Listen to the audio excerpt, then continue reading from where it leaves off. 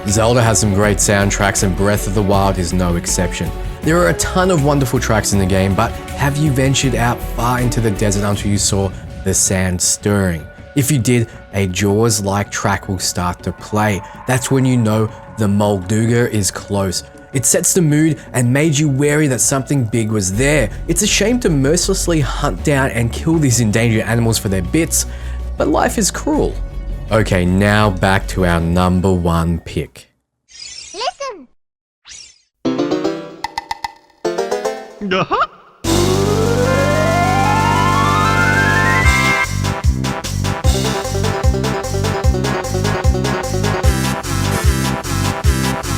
Rare's glory days begun with Donkey Kong but peaked with Banjo-Kazooie, a game that I would say was built around its soundtrack and audio.